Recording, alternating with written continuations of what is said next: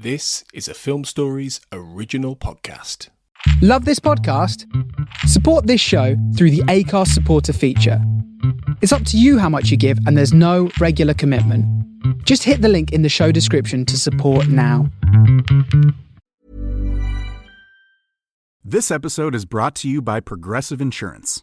Fiscally responsible, financial geniuses, monetary magicians. These are things people say about drivers who switch their car insurance to Progressive and save hundreds. Visit Progressive.com to see if you could save. Progressive Casualty Insurance Company and Affiliates. Potential savings will vary, not available in all states or situations. My dad works in B2B marketing. He came by my school for career day and said he was a big ROAS man. Then he told everyone how much he loved calculating his return on ad spend.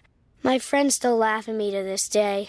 Not everyone gets B2B, but with LinkedIn, you'll be able to reach people who do. Get a $100 credit on your next ad campaign. Go to linkedin.com/results to claim your credit. That's linkedin.com/results. Terms and conditions apply. LinkedIn, the place to be, to be. Acast powers the world's best podcasts. Here's a show that we recommend. Welcome back to Two Judgy Girls. I'm Mary from the Bay. And I'm Courtney from LA. TJG is the podcast where we spill all the tea on your favorite reality TV shows, celebrity gossip, and everything in between. We're here to bring you our unfiltered opinions, hilarious commentary, and plenty of laughs along the way. We're two SDSU Delta Gamma sisters with a microphone and a whole lot of opinions.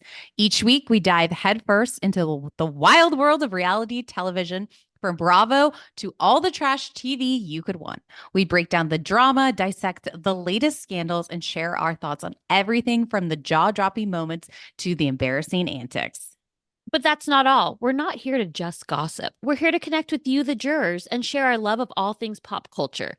Whether we're dishing on the latest celebrity breakups, discussing our favorite guilty pleasure movies, or sharing embarrassing stories from our own lives, we promise to keep it real, keep it fun, and keep you coming back for more. Come judge with us. Acast helps creators launch, grow, and monetize their podcasts everywhere. Acast.com.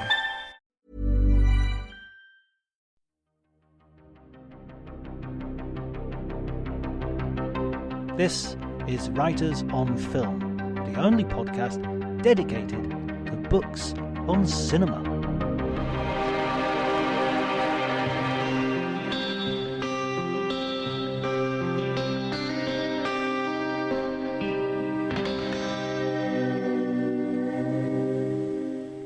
Hello everybody, my name's John Bleasdale, I'm a writer and film critic, and today I'm going to be talking to the screenwriter of a new film on the Unabomber called Ted K. The screenwriter's name is John Rosenthal, and it's a little bit of a departure for us because I think this might be the first time we've had a screenwriter as a guest. Hopefully you'll enjoy it.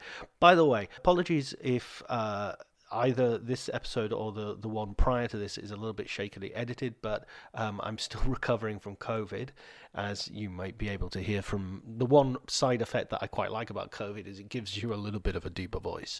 Not exactly Tom Waits, but going there. So that's all good. If you like the episode, remember to subscribe, to like, to post it on Facebook or Twitter. You can follow me on Twitter at Dr. Jonty, DRJONTY. But before you do any of those many, many things I've just asked you to do, please enjoy the conversation.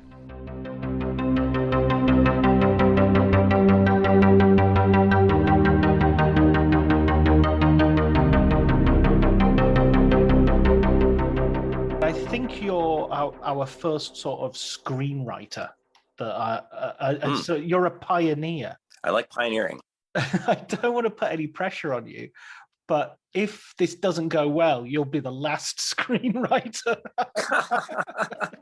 Well, that's good. The first shall be the last, and the last shall be the first, right, or whatever. There you go. So something said once. So why don't you just tell me a bit about your background, John? I mean, we met about a month ago in a very strange place. So I know a little bit about you, but for our listeners, why don't you give us a sort of a little bit of a biography? Sure. Well, I think I'm a very non-traditional screenwriter, if that means anything. In fact, I studied history at college. I worked as a historical writer and researcher for the New York City Parks Department right out of school, and did a lot of freelance writing work for some really crappy magazines, did a lot of editing work, but really my background is in history and research. When I was younger, I thought I would be a writer of some writing short fiction or something like that, some delusional ideas. But I sort of back-ended into filmmaking and screenwriting through Tony Stone, who you met, who I went to college with, who is just this sort of like a tornado force of nature in terms of creativity. And we made a film called Severed Ways, which is a very psychedelic, bizarre period piece about two Vikings stranded in North America in the 11th century. And he initially, because I'm also a musician, I've been in bands and toured all over the place since God knows when.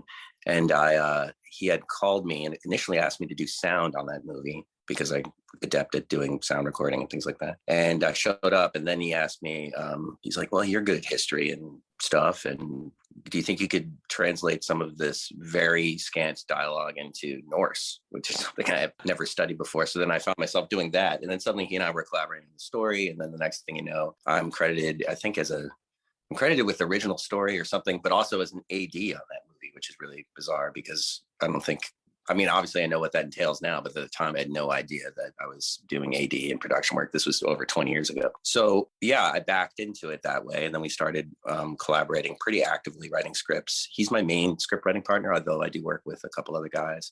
I really enjoy collaborative writing. I've written my own scripts, but I really, we have a very unique situation with Heathen Films where it's a group of guys who've essentially known each other for, by the way, Heathen Films is our filmmaking company that Tony started and all of us sort of jumped in on. And we're essentially a core of guys and ladies who have known each other for 25 years, 20 plus years. Most of us went to college together, so we share a pretty concise aesthetic. So I think, I am a screenwriter, but I think I have a very unique sort of engagement with screenwriting where I'm not like a journeyman.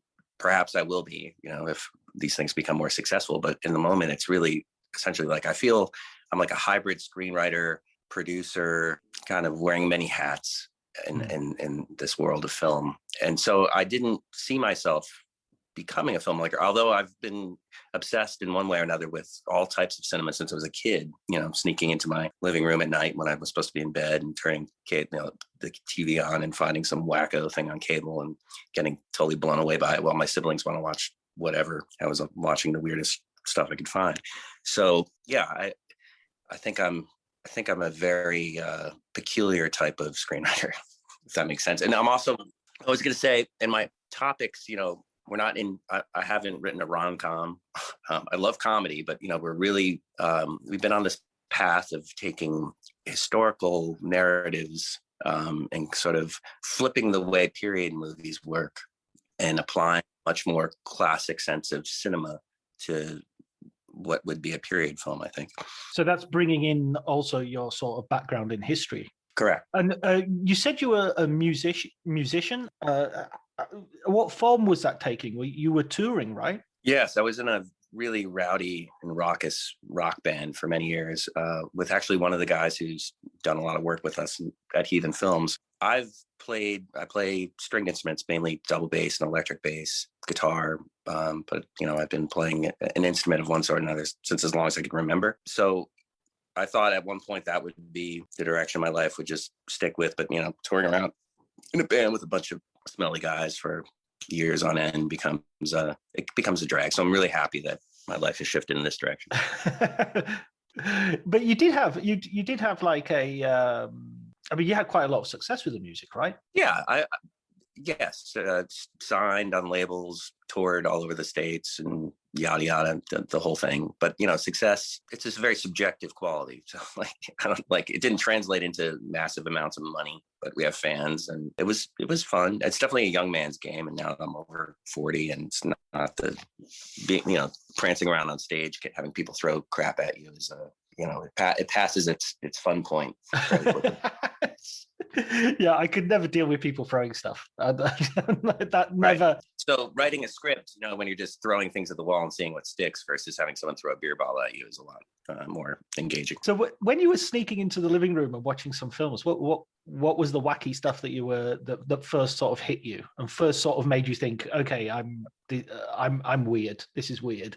Well, I remember, let's see, maybe my earliest film memory, probably 2001, when I was under 10, and that was on cable, and I think it was cable, and just being totally blown away by it. And when you're like a very stereotypical boy, I loved space and astronauts. So I thought, oh great, this is going to be a space movie.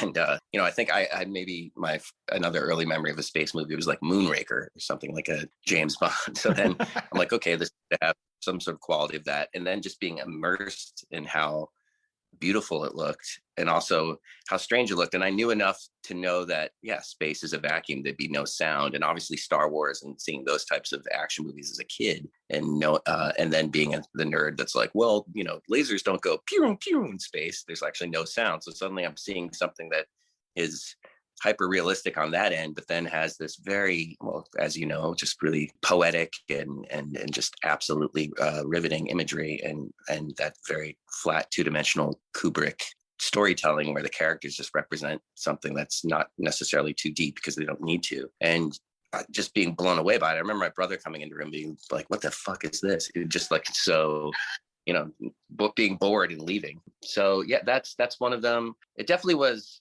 The other thing there was those, and then I used to, in the tri-state area where I grew up, they used to have Shaw Brothers Kung Fu films on Saturday afternoons, which I really loved because they were so absurd. So I think it was a mix of just really spinning the dial and seeing something and landing on it. And never, like, it's not that I didn't love popcorn action movies, because I would go to those with my family, but I just really, once I saw 2001 and then Dr. Strangelove not too long after that, Psycho, I just really started diving in and seeking out things. Everything was in color. I'd like to find black and white movies just to be a little different. And so I was always the one when I would go over for a sleepover and maybe bring a VHS tape, and someone would be like Big Mark Bergman, and I'm gonna kick me out of the room. Eraserhead? What's that? I would joke around, but then it would end up, then I'd end up watching something like Killer Clowns from Outer Space with everybody and still enjoying it. But the part of me was always like, oh, my friends don't like this stuff, but I do. It's funny that you mentioned 2001 being kind of divisive, but in terms of sort of your brother coming in and wandering out. I remember watching that with my family as well, and it being a big Christmas film. Like the first time it was shown on British television was New Year's Day, I think. And the whole family sitting down to watch it, and just one by one, everybody sort of drifting off as you're like, are the monkeys still on? Yeah, exactly.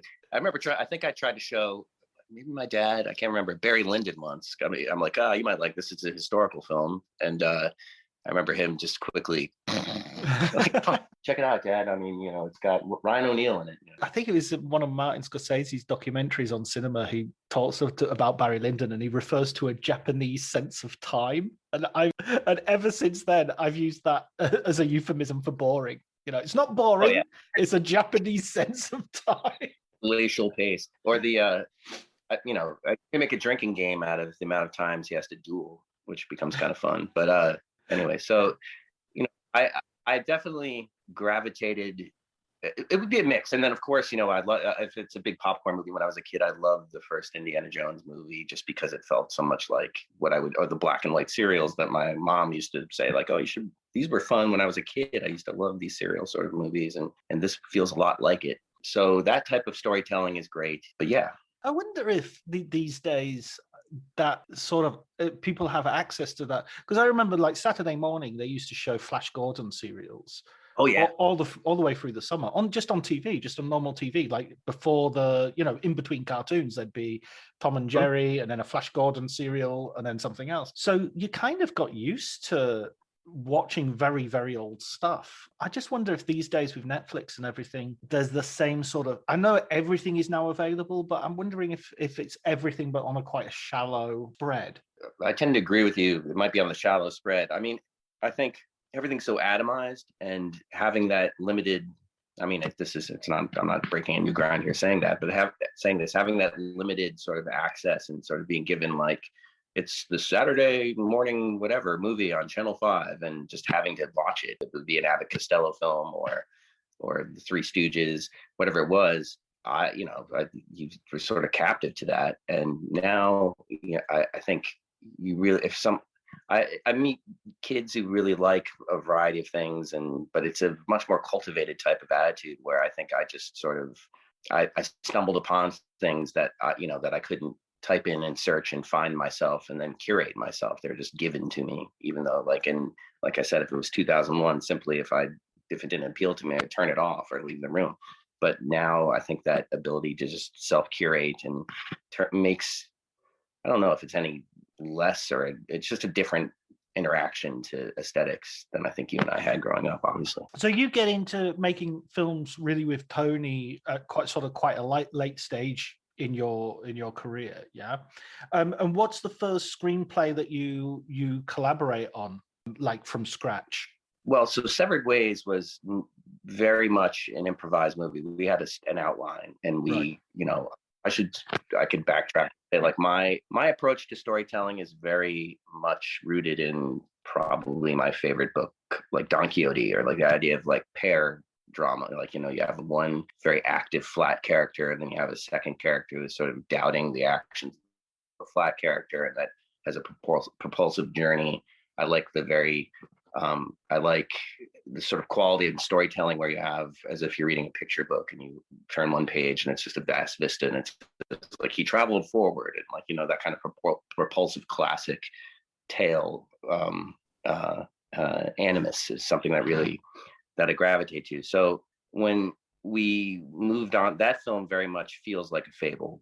So when we moved on from that and started collaborating, we had this idea that we were going to do this sort of trilogy of American political history films, very rooted in controversial figures. So the first one that we wrote was about John Brown, and it was massive. I mean, the script is so long, it's ridiculous. But Tony's like, throw everything into it. I think it's like over 200 pages. I mean, we had to like edit it down a lot, but it's got like, it's just unbelievable. And my initial inclination was to make it sort of like a Western and rooted in Brown's life in Kansas, and make it like a very psychedelic, bizarro, biblical Western. But instead, Tony wanted to do this big sweep. So we worked on that for a long time. And then in this sort of American terror trilogy, let's say, because John Brown, much like Ted Kaczynski, was labeled essentially a terrorist, although they didn't really use that word in the 19th century. They used it to a degree, but not like we do now. But this idea of political violence, he was extremely controversial. And throughout, until the 1960s, really, there was no revision on his place in American history. He was just sort of the madman with a beard who kicked off the Civil War. And then with the Civil Rights Movement, he becomes this revised figure, much more like kind of like a prophetic figure, and somewhat modern. So similarly, we were drawn to Ted Kaczynski in this way, not to make him a hero, but to re-examine what it means to be a political criminal, in a way, a terrorist, right? So, and then the third script we wrote was a script about Ted Hampton, but of course that would probably become, there was the recent Ted Hampton movie, but then Fred Hampton, I'm sorry, but then that's something that would have been difficult for us to make as Anglo-American white filmmakers. Understanding that, we would have probably ended up having to collaborate and adapt the script and broaden our team for that, which we should. But it was more about taking these characters that are maligned and trying to expose them in a new light. So we worked on this trilogy, and of the three, Kaczynski was the one that got the attention to be made. And actually, it felt more enigmatic, and not to take anything away from Fred Hampton or John Brown, just the idea of Kaczynski presented himself similar to like historical figures like Johnny Appleseed that you don't think are real in a way, but they end up being true. So it's sort of like in an age of access and information, here's this man who sort of harkens back to the time of legend in a way, like how he lives and acts like a hermetic wizard out in the mountains, conjuring explosives and causing destruction. Feels much more legendary than. And Brown sort of is this way, but it was interesting that Kaczynski is sort of a cipher in that way, that some of these other figures aren't so much. Yeah, I mean, my first experience of the first time I ever heard of Kaczynski is I heard Unabomber, but I think it was like a news report on almost like a genre of threat. Was like, oh, there's a suspected Unabomber in Italy, and it was used as sort of like the word that means somebody who's leaving bomb packages here and there as a genre of killer, rather than as there's an actual individual who started all this. So I definitely see what you mean by that idea that he's someone who's sort of he's there in the back of everyone's head, but a bit like Rudolph Valentino. It's kind of a surprise. Oh, there actually is a Valentino. I thought that was just a cartoon figure or something. Yeah, that's a great analogy. I mean, he in the 90s, he was suspected as being a radical environmentalist by the media, and certainly the right wing wanted to portray him as a boogeyman of the left.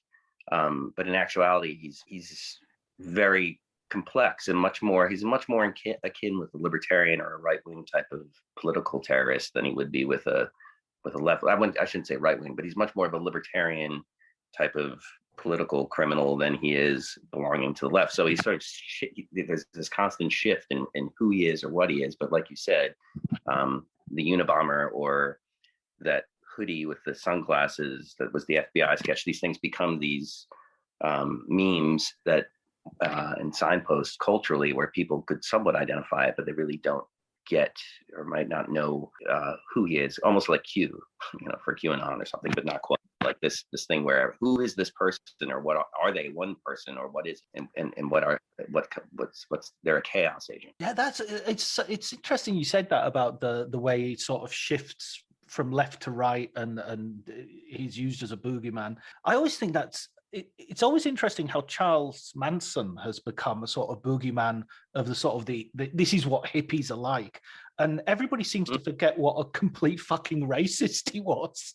It's like, I've got a feeling the racism was a lot more to do with, it stands out a lot more than any of that love stuff. He's trying to, he also, it's strange because, he was such a schizoid, but he was thinking that he was going to be causing a race war where he'd be allied with, where the black people would rise up against white people. But in a way, then he also had a lot of his own innate racism. So it's like this strange thing. I mean, Kaczynski also has a lot of contradictory threads in his writing and his presentation. He could have these really deep and sort of poetic moments where he's absolutely situated in nature and in his surroundings and completely at peace. And then he'll slip into something where he'll say, like, if I want to burn garbage on my own property, screw it. Like he's just, it's really, for him, everything should be about wild nature, wildness, nature, the plant, nature has its own energy and takes care of itself.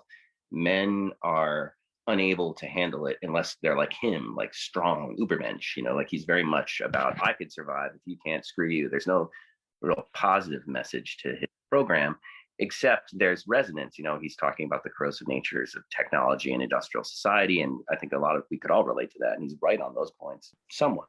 But when he gets into these whole things about his personal mission, it's very much about his internal emotional scars, and also he's like Raskolnikov and Dostoevsky. Like, I have my own inside understanding of morality. Everybody else operates in another way, and their morality is based on all these dumb things, like getting up and being like a machine to the industrial society, being chained to these technological things that deny them true freedom and are corrosive and will collapse upon themselves in a massive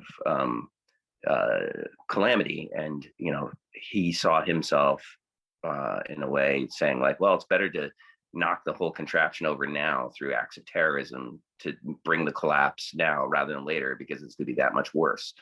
So, as you sift through his writing, you could sort of piece apart, okay, well, that's totally a psychopath's thinking, and this is a very lucid person thinking. And what I have been, Tony and myself and Gaddy, like what we were really drawn to is that often, when narratives of the mad bomber involve like, ooh, there's a madman out there and he's operating and like he's a bad man, he's a monster, and everything he's doing is monstrous, and crazy people are just crazy. They never have moments of lucidity. Well, I mean, being insane is on a spectrum. Even using the word insane, whatever you want to describe his malady, he could operate very normally. Even if he lived very idiosyncratically, he could still function in a way that someone would say, like, he's a little odd, but he's not anything abnormal in the West, where there are a lot of weirdos living in the woods. So in that way, I think it's pretty, for us in terms of a storytelling operation, it's pretty, we're drawn to trying to show people the human all too human, or what separates me from him, rather than being like, there's a monster and here come the good guys to get the monster and everything's going to be okay. And, I don't know if you saw the Netflix Unabomber series that Kevin Spacey produced, and what's his name? The dude from Avatar. And it's horrible. I mean, people like it, but it's, they filmed it in Georgia. It looks nothing like Montana. It's just basically like, the FBI is trying to get a bad guy. And then, of course, the trope of the FBI agent starts to identify with the bad guy. I'm in too deep. That whole kind of nonsense. I'm in too deep. Is there a point where he's having a shower and he sort of leans on the shower wall? No, I mean, the writing that Ted does, the Kaczynski does, and it plays a really prominent part in the movie. And it made me sort of draw parallels with him, which I think he must be drawing himself as well, with sort of Walden and Thoreau and that sort of tradition of American pastoral.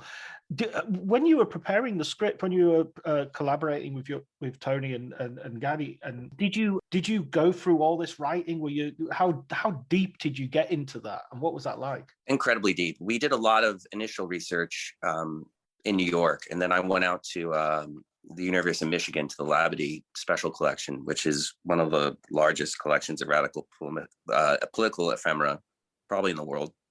So if you're interested in anarcho-syndicalist movements, the Black Panthers, whatever, they have a massive amount of posters, paraphernalia, and literature associated with all these movements. So just as a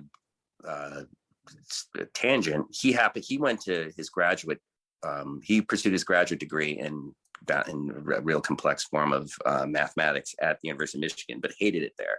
And they just happened to have this collection. So when he was arrested, they solicited him to have whatever material they could get from himself or from the FBI, and to keep it there in their archive. And it turns out that the Kaczynski archive there is one of their most popular accessed archives. So I went out there and I went through about 90 boxes of material over the course of a week to 10 days. I can't remember, but like morning to night, every day, poring over his writing. And a lot of it, his journals have been photocopied by the FBI. Most of them, they auctioned off, and that's a whole other funny story, but a lot of his material is there. So we had accessed books written by authors from the material previously. And then I just went out to really dive in and just find some peculiar arcana. And it was mind blowing. And also there are like 600 pages of notes on how to build bombs. So at the end of that, if the FBI is listening, I think I do know how to build a bomb, but I'm not going to build a bomb, but it's all there. And he wrote a lot of that in Spanish, believe it or not. So that was very odd. So I mean, I just poured through tons and tons of documents out there. Were there ever times when you were sort of going through that you sort of thought, oh, this is a moment that's definitely going to go in. This is something. Yeah, absolutely. And also a lot of it too was like, okay, well, we had heard about X, and then you could sort of confirm it in the archive, which was great. And having another curious thing about the archive is he technically he says he manages it from the Supermax in Colorado that he's incarcerated in. And so he'll send in current correspondence that he gets, that he hand copies, and then he makes notes on it, how to be sorted in his archive. So yeah, no, we definitely, I landed upon some stuff that was really great and just had to be in the film, and then so we revised the script through that. So it was just this constant iteration of new material, but we really wanted to be as much as possible in his voice, because obviously in making anything, you say this is a true story. Well, no, yes, but no, it's historical fiction as forensically accurate as you could make it. It's a historical narrative as close to how we perceive Kaczynski's Kaczynski, if that makes any sense. Rather than, it's always going to be a bit of us. That's impossible to get away from the POV of the filmmaker and the storyteller. But we really were striving to have that just really brutal accuracy, so you could just be sitting within him in the way that Taxi Driver works when you're with Travis Bickle, or the sort of or the flip of Sheen's character in Apocalypse Now, or Brando, like where you get into the sort of mental state of the character. But in this case, having it be a person who's still alive. Yeah. Did you have any contact with him, or is that even possible? It's possible. I thought about writing him.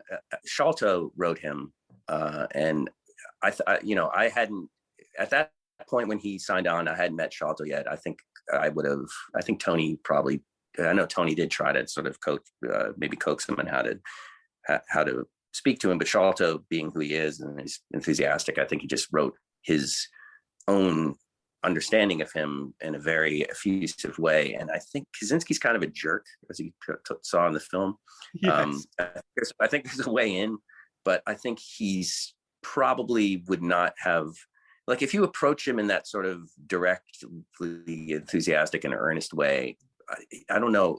I think he likes to play with people who are like that. So and I didn't want to really, I don't know. I mean, I didn't write him, and for my own reasons. I mean, because being inside this guy's head for a while really becomes an uncomfortable place. So I preferred a bit of distance. Although now maybe I could see myself maybe writing him, and he'll never see the film. I mean, he'll only read about it, I imagine, because of the circumstances of how he's jailed.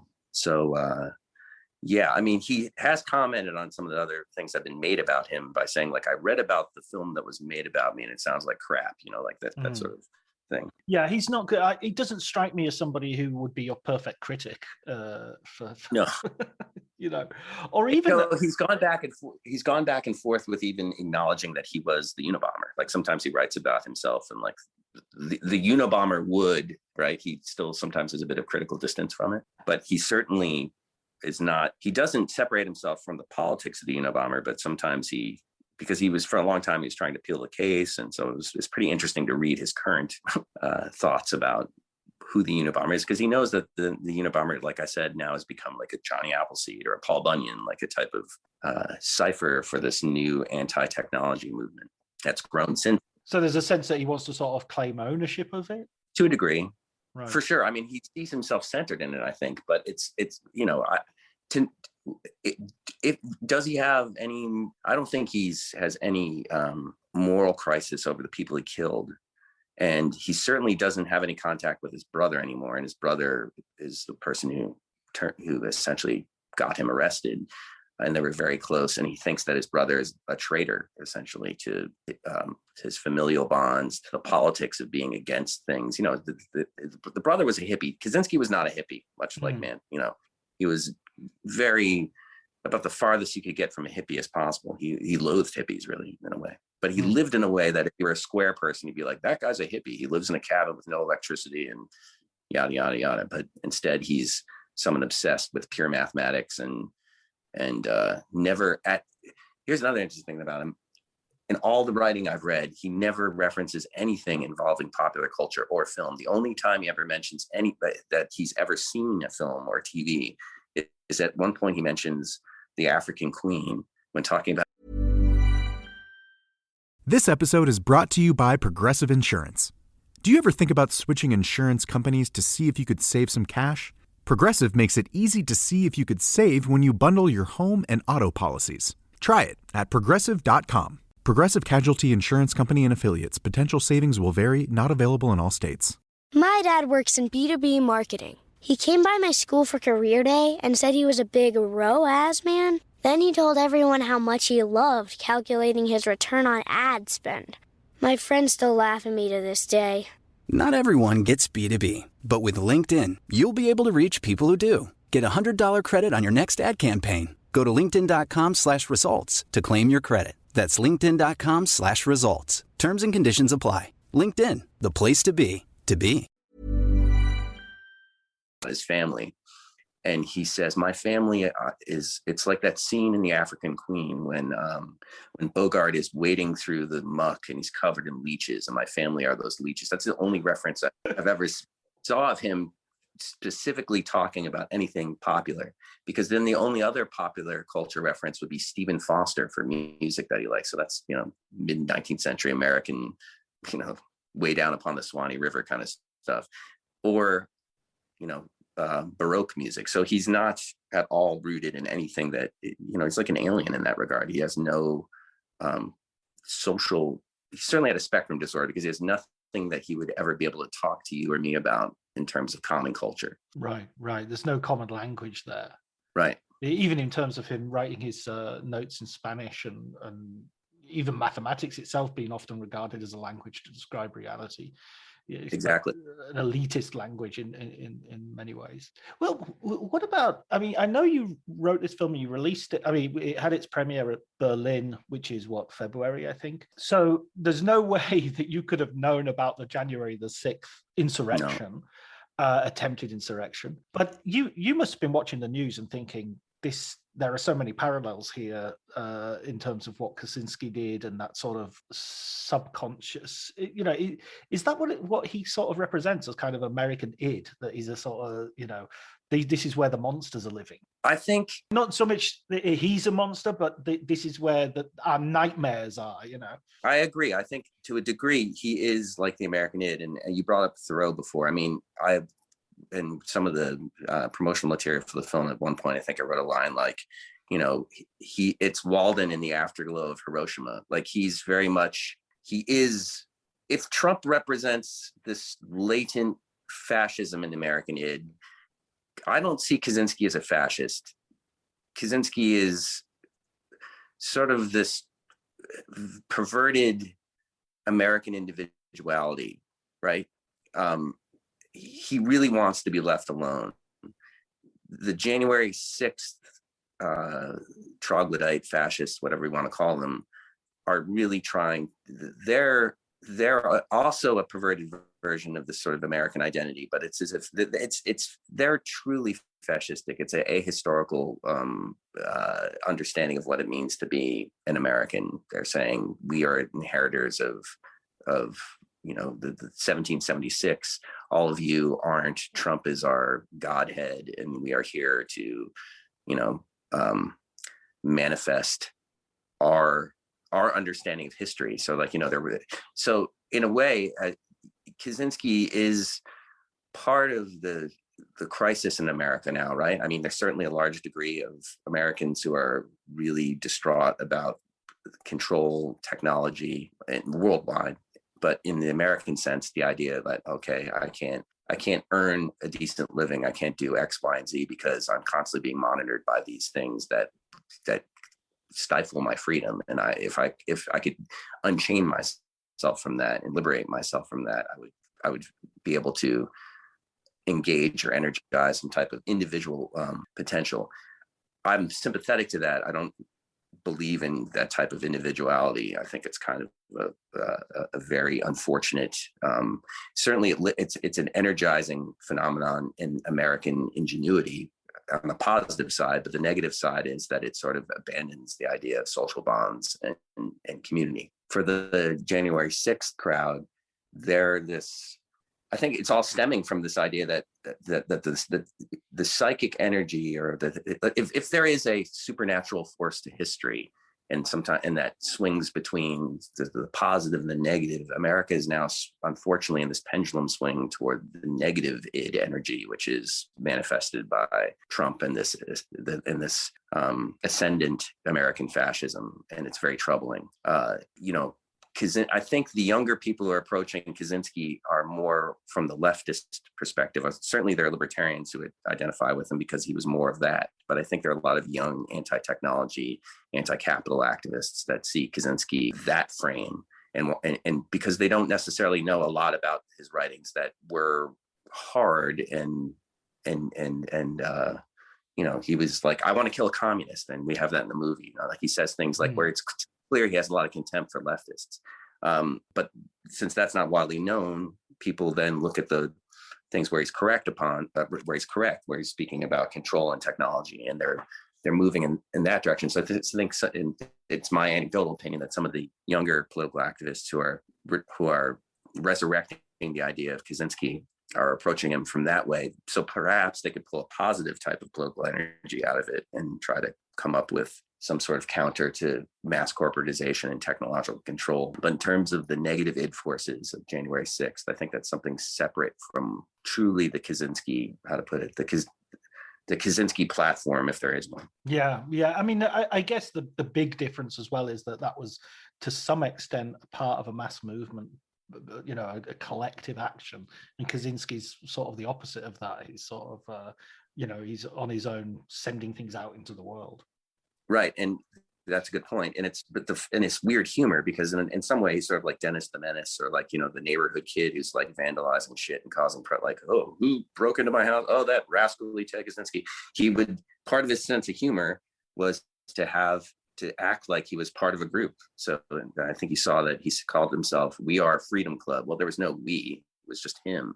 But I think he did that for humor, not to see himself as part of a group, because he just thought that he was superior than most people, although he was really this wounded person who needed love in his life or just human connection. But his intellect and his Apollonian way of approaching the world he could never resolve that problem, that need for human contact. Yeah, and that's very much where the film sort of strength lies, is in that ambivalence that you manage to. I mean, it's a really difficult balancing act of not of making you empathize with him, but at the same time also making you very aware of how horrific his own sort of psychic existence is, and the actions that come therefrom. Yeah, and I was central in all our minds, but I definitely was. It's easy to make, when you're so often in these films, these characters become too heroic.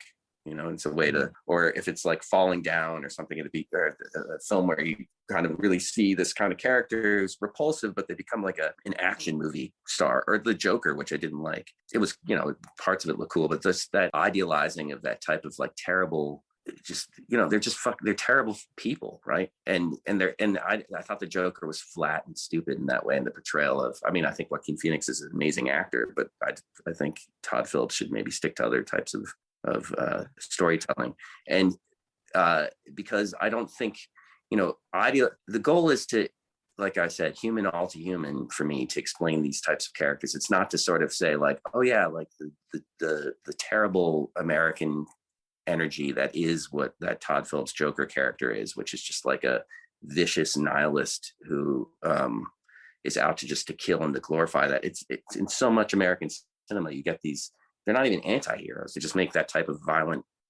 violence and swagger heroic. And to me, I find that idiotic and juvenile, and even if it makes for an entertaining film, it's really unfortunate, and I don't think doesn't do it. Given that's fiction, it's pretty problematic to me. I was having a conversation with Patrick McGillian. Actually, it'd probably be the episode that goes out just before this one. And we were talking about Dirty Harry in very much those terms. That I love Dirty Harry, and I actually have a lot of time for the Joker. But I totally see your point, and I totally saw Patrick's point in terms of this is a real, him shooting the guys while eating a hot dog is just expression of this simplistic, we've got a problem, and here's a guy who just shoots people, and that solves the problem. And it's that sort of simplicity, that is, as you say, problematic. Yeah, I mean, I'm not against, like, Dirty Harry. I liked when I was a kid, but I see it now a little differently. Like, I'm not against that type of storytelling, or someone shouldn't tell that story. I just think it has to be, the balancing act is quite hard. So, like, I think the way that Phillips went to make Phoenix's character sympathetic is just not deep. So therefore, it just becomes he might not have. Maybe he thought he was doing something that was a little more ambivalent and a little more complex. But you just don't. But Scorsese, with Travis Bickle, you get Schrader gets like to the core of Bickle, and he doesn't. I mean, he has that weird sort of violent redemption at the end where he's trying to save Jodie Foster's dignity, and some really, like, again, almost like there's the Don Quixote going for Dulcinea, but it's an insane quest. I mean, there's more ambivalence to Bickle, than the Joker character. And to me, I feel like Phillips was going for like that sort of Schrader. Yeah, I'm going to show some gritty, tough. Everybody keeps kicking this guy, and look what's going to happen. This is what happens when you keep kicking white guys. It's like, it's very, to me, that's obviously has a lot of, it's a pretty loaded phenomenon right now. Yeah, it's definitely, Scorsese, but in crayon.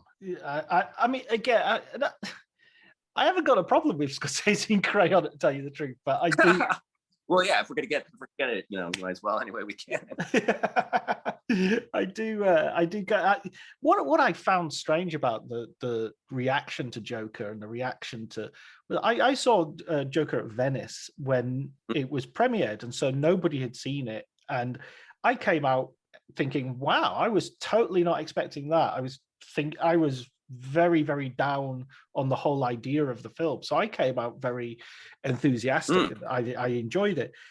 And I remember talking to people, and I talked to a guy, Robbie Collins, who writes for The Telegraph, and he was saying, "Oh, this is a really dangerous movie. This is really, really dangerous. It should be sort of buried in the middle of the sea." And he was like, "I liked it, but it's a really dangerous film." And I was thinking, really, is it? I was so naive, because the backlash and the front lash and all the rest of it very much supported Robbie's contention that this was going to be a very controversial film. And I was just thinking, I just thought it was a better than usual comic book movie, I mean, I think what you just said, better than usual comic book movie, is correct. And I should probably be fair and give it another watch. But I do think, to the degree that it feels dangerous, is because something I was maybe inarticulate about before, like the psychic energy, the historical energy now feels very much driven to that type of fascism and that type of just violent white male energy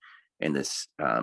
And whether or not it should be buried at the bottom of the sea, I don't know. But what it's reflecting forces that are maybe that Phillips wasn't aware of, but knowing that he made Hated, which I really liked when I was younger, the G.G. Allen documentary. Yeah, it's an excellent documentary, well worth digging up. I think it might even be on YouTube. I think you might be able to get it, watch it for free. Yeah, for a long time it was impossible to find, but I remember, just because, I mean, being a tri-state area person living in New York for a long time, I mean, G.G. Allen has all of these kind of seeming comic, but now actually like a little uncomfortable. But the fact that he was sort of into the G.G. Allen phenomenon early, and then you could sort of see this thread. There's a little echo of that in who the Joker is. So just for our listeners, G.G. Allen was a sort of punk performer who would go to great extremes on stage, of a little bit like Iggy Pop, but doing things like, I don't know, more violent, yeah, having shits and such, and beating. Literally, yeah, exactly, yeah. So you can see where he got the idea for The Hangover as well. Yeah. So, like, there's things about his filmmaking that I enjoy, but I just felt, I think, and also it could be peculiar, very American, knowing that this is an American energy of violence. And of course, we've been great exporters of violence to the world culturally, but this now really, I grew up in Newtown, Connecticut, where the school shooting happened, where 26-year-olds were massacred in school, and knowing that on a personal level, just that this is just an all too common occurrence in America, and seeing more and more of types of entertainment that speak to that id, that type of American id, especially in this climate, feels dangerous. Yeah, it's kind of difficult, isn't it? Because I was thinking about how the sort of MAGA movement and the far right have appropriated and taken so many things from popular culture, which, like, so the idea of I saw The Matrix Resurrections last night, and the idea of red pilling has become a big meme in right-wing circles. Fight Club, which is written by a sort of leftish gay guy, has been taken by the right as a sort of, the snowflakes, the word comes from Fight Club. That use of it. So it's kind of like, I don't know, they'll get anything, and there's such a level of postmodern irony in that, which we always thought was the province of the left, was this sense of humor, but it's totally been taken over by the right, I think. Yeah, it's so fascinating because here, forever on the right, I was an avid listener to right-wing radio just because I found it somewhat entertaining, but also just to know what the other side is thinking. For years, Rush Limbaugh would constantly say, relativism, the historical relativist on the left, and they're always trying to relativize X, Y, and Z. Well, they've become the biggest relativists of all, and they've adopted this postmodern irony, as you described, and it's insane and so bizarre. And similarly here, like in America, we have the 3%ers, the Oath Keepers, and a lot of these guys use Molon Labe, which is like from is that Herodotus? It's basically, they've adopted a lot of the culture of Sparta, the understanding of the Battle of Thermopylae, not from reading Herodotus or Thucydides, but from fucking the 300. So they see themselves. So it's this whole comic appropriation of like what they think was classical culture, which actually, to a degree, informed some parts of the Republican and experiment in the 18th century, but they're coming through it through comic books and a totally perverted, it's just this postmodern trickle down, lowest common denominator appropriation of something that they have no idea about. So like the fascist culture that's developing in America is so trashy. And I know when I read about the 1930s and people say, oh, Hitler and the Nazis were so trashy and coarse, but to some degree, at least they're sitting around like mining, like, okay, there's this ancient Aryan culture, and if that was dumb, and if that's like here, then the American stupidity fascist cultural mind is like, way, way, way, way, way, way, way below the Nazi mean. It's in some like gutter trash of like American fast food culture and just shit. And so in a way, Hugo Boss designed Nazi uniforms. American fascism's coming in like sweatpants and like a baseball cap and some stupid shirt that says like Molon Labe and 300 quote on it. And it's awful. I hate to be classist. I think the one thing about the situation is that you can't go too far in criticizing it. It's pretty foul. So you said you worked with Tony on this trilogy, and is that an ongoing project then? Is that something you would like to sort of, or is that just how you got to Ted K? We would love to be able to do the John Brown film. Obviously, with the success of the Ethan Hawke, I don't know if you saw that. That was really great. The little bird. Something bird. Yes, it was great, and I went into it with like no expectations and really enjoyed it. I think he's an essential figure, and I think a good John Brown film would be great. Quentin Tarantino keeps talking about wanting to do a John Brown film. At one point, they were going to develop something for HBO. There was going to be a series about John Brown. I don't know. Maybe we'll try that. The Good Lord Bird. The Good Lord Bird. That's it. Right. And people should see that if they haven't. I really enjoyed it. I would like to approach that. I've been thinking, I've been kicking around a couple ideas still in the history zone. We have sort of inspired by, from personally, I was thinking that I have an idea involving American, like a noir set in actually just at the end of World War II, but it would involve American GIs who've gone AWOL and are running criminal gangs in Europe, which they did. And it's a sort of and having a detective and a military detective have to track these gangs down, because that was a phenomenon that happened. Americans always are so obsessed with the good war that they don't realize that like tens of thousands of GIs went AWOL and murdered people in Europe and ran gangs. And oh, wow. Yeah. That's like the real third man feel to it as well. Yeah. The immediate aftermath of the Second World War. That's a brilliant idea. I'd love to hear more about that. Someone's going to steal on your podcast, but if you steal it, just acknowledge me. Yeah.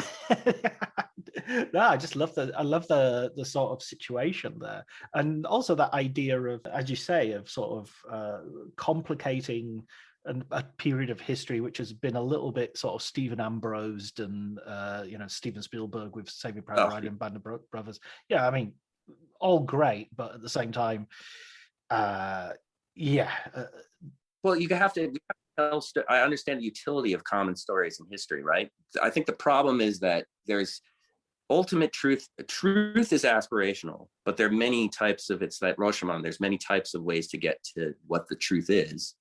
And we have to have a functioning society and a civic culture. We have to have aspirational truths. We just can't sort of get dogmatic about them. We have to accept that they evolve, and the input and the points of view will shift with how we feel culturally at any time. And it's that pendulum swing. Like now we're swinging very hard into this violent perversion of what this sort of aspirational truth is, and then hopefully, like, the pendulum swings back to this place where we can start navigating toward something that's more civic and less destructive. Yeah, and that different form of truth.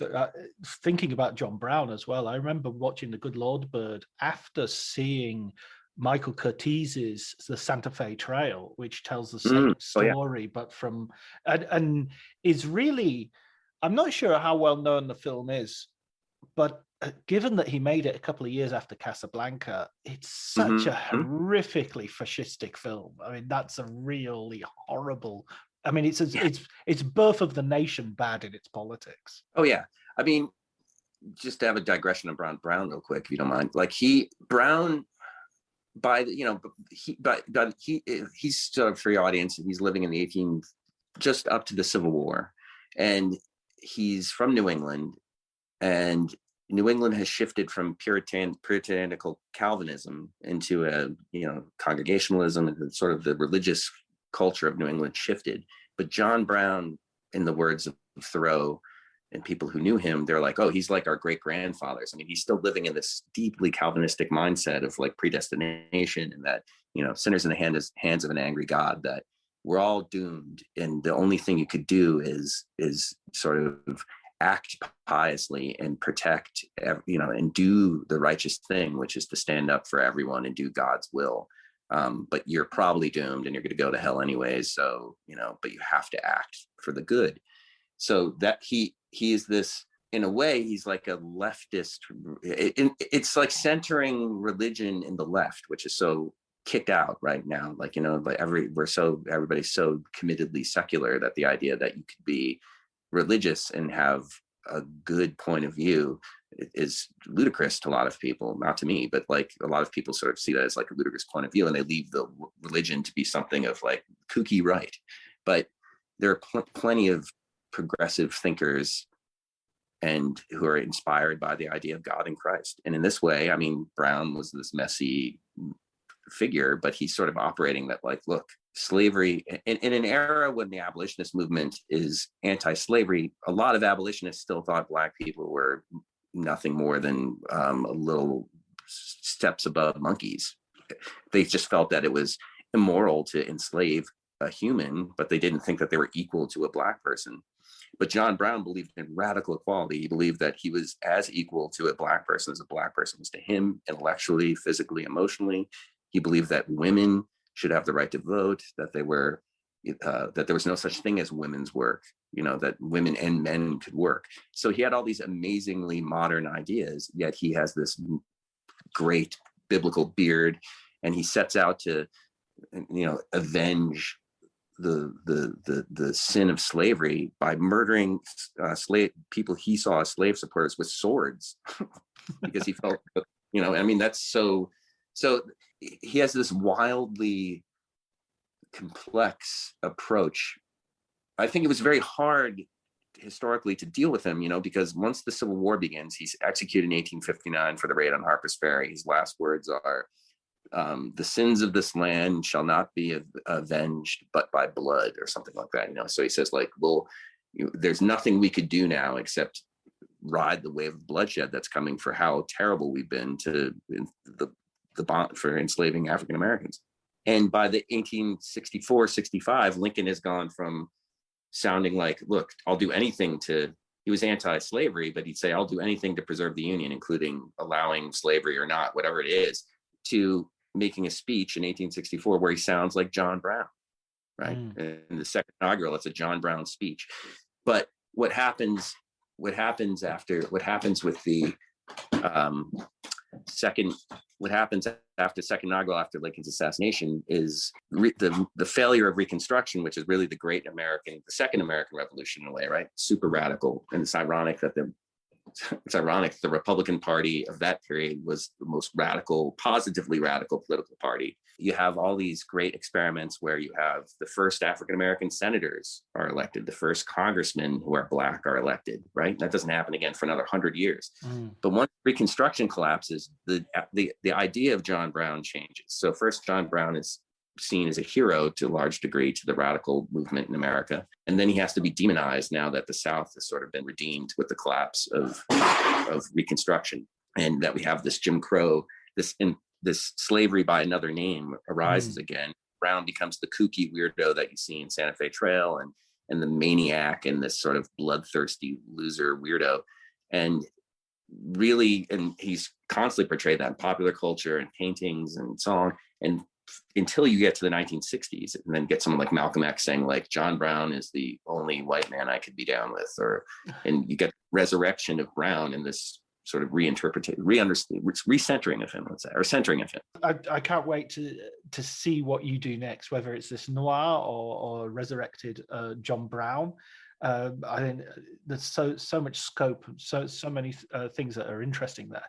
One last question though before I leave you, John, which is because we always ask, usually we're talking about film books, but I'm sure you've read some film books. So could you recommend one for our listeners? Well, I've been thinking a lot about it. I was thinking that the Elia Kazan Life is kind of a fascinating film book, and it sort of speaks to a lot of my.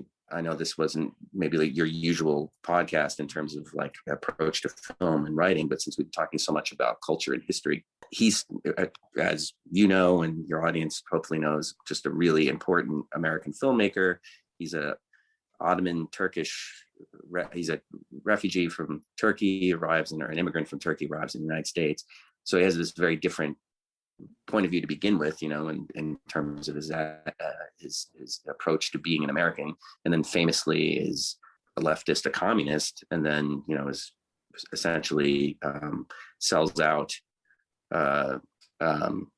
other communists in Hollywood during the awful McCarthy era. People are blacklisted, and so he makes these massively important films. And he has such an incredible way, and also he's in theater, so he's kind of does, he crosses genres. But his creative energy and his cinema POV is then clouded, and his reputation is sort of shot. So people want to say, "Oh, screw him," or they kick him to a side, and I think he had to struggle with that, obviously, for the rest of his life. But I think he's, given what we've been talking about, these sort of complex people, I felt that might be a good book if people haven't read it. It's not directly about the craft of making film, specifically saying, like the way that Bresson writes about film, but it's just an amazing biography of a important filmmaker who is controversial. Yeah, it's called Elia Kazan, A Life. By Richard, it's a Richard Schickel one.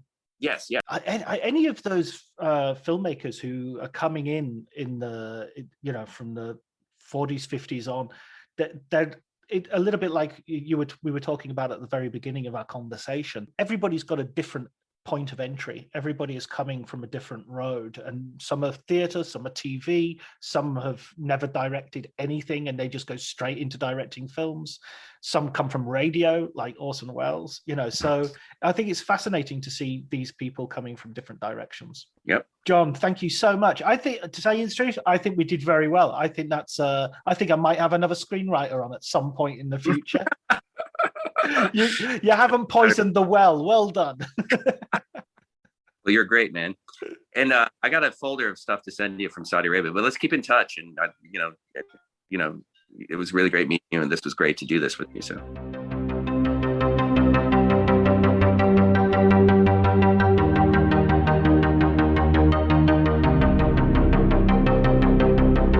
So that was my conversation with John. I hope you enjoyed it. I certainly did. He's a smart cookie. He's a very intelligent guy, very interesting to talk to, and I can't wait to see what he comes up with next. Really fascinating. His recommended book was The Life of Elia Kazan by Richard Schickel. So that's a biography which I've read a few years ago, which is what I would also add my voice to. Controversial but fascinating, and certainly hugely influential figure, director of such hits as On the Waterfront and Viva Zapata. All that I have left to do really is thank Elliot Atkins for the music, Ali Howard for the art, and all of you for listening. Until next week, please take care.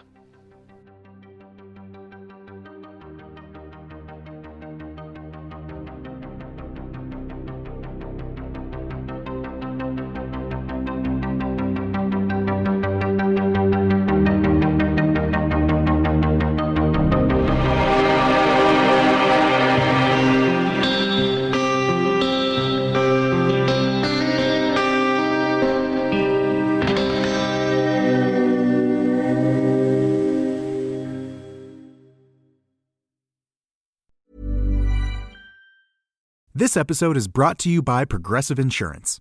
Do you ever think about switching insurance companies to see if you could save some cash? Progressive makes it easy to see if you could save when you bundle your home and auto policies. Try it at Progressive.com. Progressive Casualty Insurance Company and Affiliates. Potential savings will vary, not available in all states. My dad works in B2B marketing. He came by my school for career day and said he was a big ROAS man. Then he told everyone how much he loved calculating his return on ad spend. My friends still laugh at me to this day. Not everyone gets B2B, but with LinkedIn, you'll be able to reach people who do. Get a $100 credit on your next ad campaign. Go to linkedin.com/results to claim your credit. That's linkedin.com/results. Terms and conditions apply. LinkedIn, the place to be, to be. Acast powers the world's best podcasts. Here's a show that we recommend. Welcome back to Two Judgy Girls. I'm Mary from the Bay. And I'm Courtney from LA. TJG is the podcast where we spill all the tea on your favorite reality TV shows, celebrity gossip, and everything in between. We're here to bring you our unfiltered opinions, hilarious commentary, and plenty of laughs along the way. We're two SDSU Delta Gamma sisters with a microphone and a whole lot of opinions. Each week, we dive headfirst into the wild world of reality television, from Bravo to all the trash TV you could want. We break down the drama, dissect the latest scandals, and share our thoughts on everything from the jaw-dropping moments to the embarrassing antics. But that's not all. We're not here to just gossip. We're here to connect with you, the jurors, and share our love of all things pop culture. Whether we're dishing on the latest celebrity breakups, discussing our favorite guilty pleasure movies, or sharing embarrassing stories from our own lives, we promise to keep it real, keep it fun, and keep you coming back for more. Come judge with us. Acast helps creators launch, grow, and monetize their podcasts everywhere. Acast.com.